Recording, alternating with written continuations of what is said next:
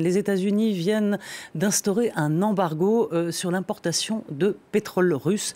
Quelles conséquences cela va avoir Quelles conséquences va avoir cette mesure?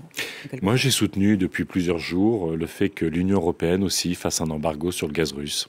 Si on veut mettre la pression sur Vladimir Poutine pour qu'il cesse de faire la guerre à la démocratie, de faire la guerre aux Ukrainiens, de perpétrer des crimes de guerre tous les jours en bombardant les populations civiles, il faut rehausser encore notre niveau de sanctions. Et aujourd'hui, ça passe par le gaz russe, parce que le gaz et le pétrole russe, c'est 700 millions d'euros tous les jours dans les caisses de Vladimir Poutine pour financer l'invasion de l'Ukraine.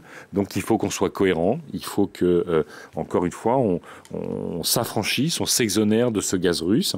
On sait qu'on a les réserves pour tenir jusqu'à l'hiver prochain, et ça va être un grand plan à la fois de sobriété, d'élargissement de nos fournisseurs d'énergie, d'investissement massif en déployant très vite toutes les énergies renouvelables, parce qu'il n'y a que les énergies renouvelables qu'on peut déployer rapidement pour pouvoir s'affranchir du gaz russe. Mais Yannick Jadot, est-ce que ça n'est pas un peu facile pour les États-Unis de prendre cette décision, eux qui sont sur le plan énergétique totalement indépendants? Ce qui n'est absolument pas le cas de l'Europe, qui est très dépendante de la Russie, en particulier pour le gaz. Autour de 40% du gaz européen vient de Russie. Vous avez raison. C'est vrai que c'est peut-être plus facile pour les États-Unis que pour l'Europe. Ça coûte rien, quoi. Pour les États-Unis que pour l'Europe, mais cette guerre, elle est sur le sol européen.